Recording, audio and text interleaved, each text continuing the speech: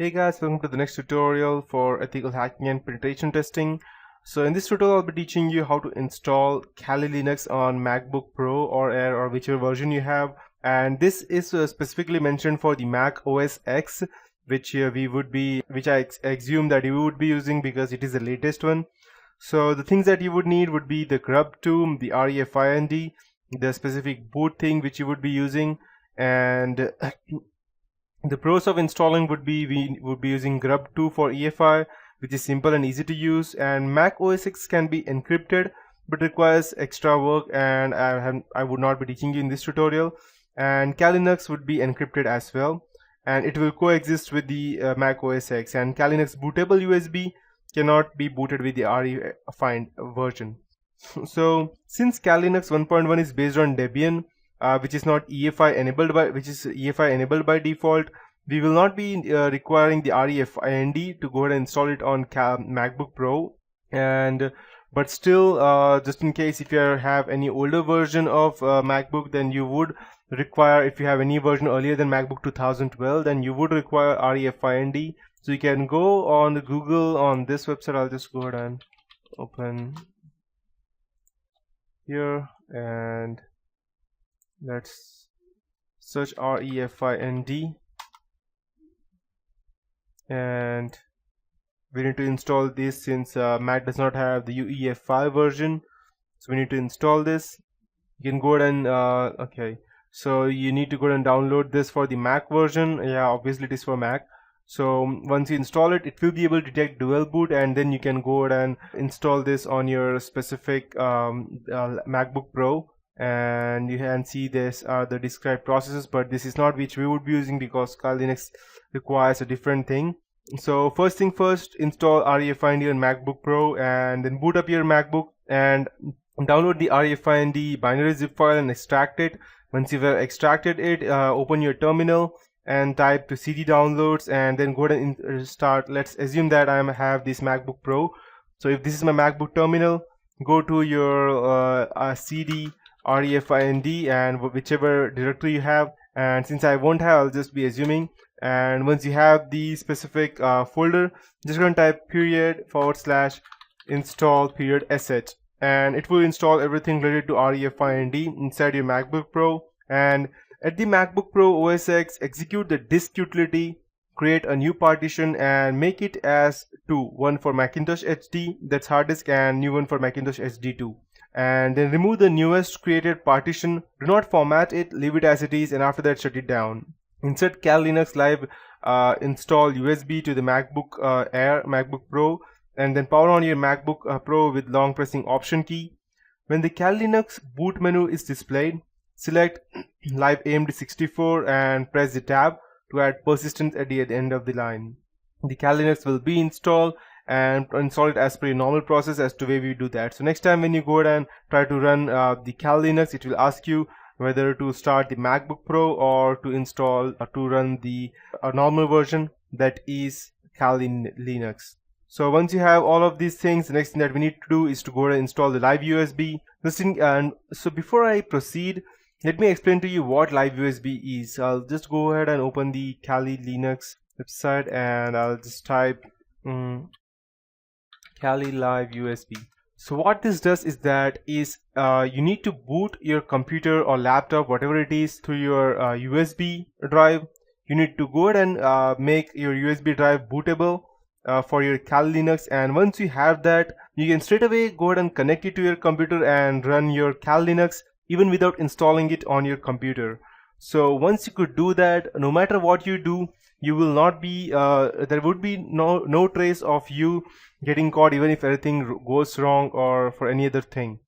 And just one more thing, if you go ahead and install the live USB, you won't be able to update that unless you go ahead and install the Kali Linux persistent. So, and you need to have the unit boot in order for you to go ahead and convert your Kali Linux inside a USB to make it bootable. Or you can use the Win32 disk imager, which let me show you. Win32 disk imager. If you have a Windows operating system, then you can go ahead and run this Win32 disk imager, which through which you can go ahead and boot your ISO into your USB drive, and you have this on your sourceforge.net. Just download this, install it, and it will run. And as you can see that once it is bootable, you can straight away go ahead and run each and everything. And if you need to make it persistent, there is still a way. Persistent means that you would be able to upgrade, and any changes that you make will be saved in your USB drive.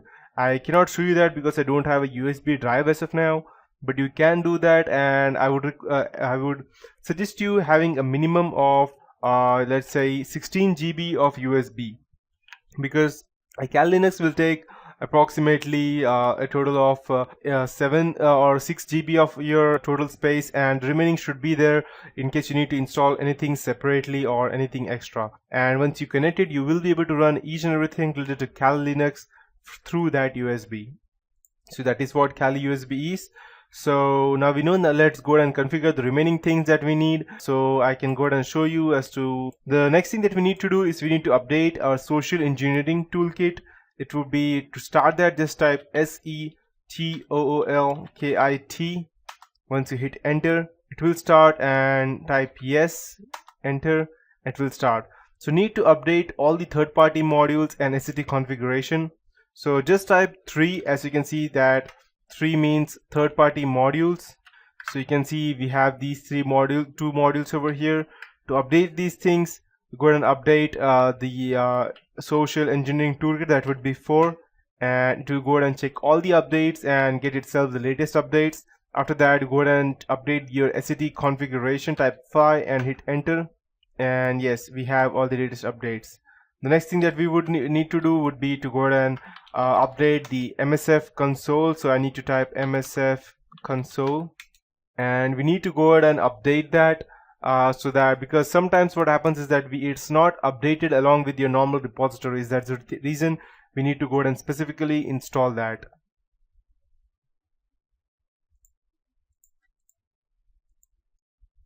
So it's starting.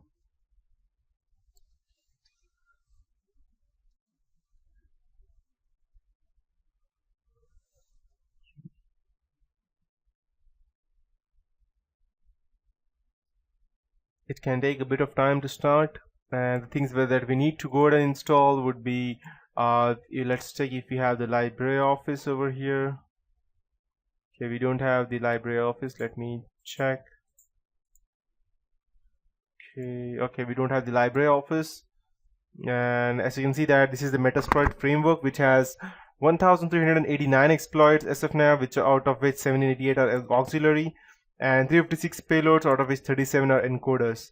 So to update this, which I will be teaching you later on, so first we need to update. So just type MSF update and hit enter, and you can go ahead and expect weekly updates on using this method, because you cannot find such kind of updates on a daily basis, or when you go ahead and type your normal aptitude get install, so, or aptitude get update. So this is one way of doing that. And along with this, we need to install the Java and the Adobe Flash as well. So we'll go ahead and also type apt get install open jre /sdk/ don't remember exactly, let's check.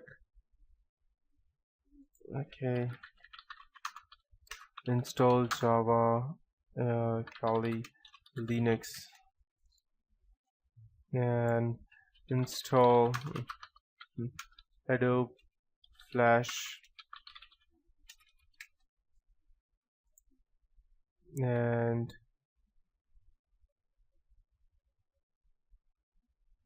as you can see over here, we have different versions. You can go ahead and also download it manually, but I would suggest updating it through. Okay, we have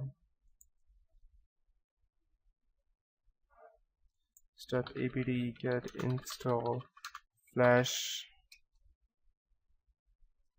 and yeah, Flash plugin non-free. Perfect, we have it. So I'll just, by the time I'll just install this, let's say if we have received any updates over here, Okay, we have updates as you can see over here, so 235 MB of file, and I won't be going ahead and installing that right now because it would take a very long time. I'll update it in the background, I'll let you know. And as you can see that we have this version over here. Okay, so apt-get install.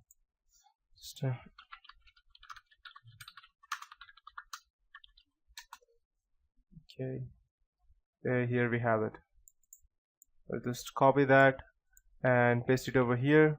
apt-get install open jdk -7-jre, and yes, I need to install that. Yes. Okay, I did not press yes. That's the reason it was not able to authenticate it. And after that, we can also go ahead and type apt-get install flash plugin -non free, and it will get installed again. So these are the few basic things that you need to remember to go ahead and configure these things. And once you have all of these things ready, updating these things, upgrading and installing these specific things, after that we can go ahead and start attacking your Windows 7. And just make sure that you have all the updates. If you don't, then you will lose one or more important things which you may not be able to run under your computer. So that is it for this tutorial. In the next tutorial, we will be starting with the basic hacking stuff and footprinting and methodology.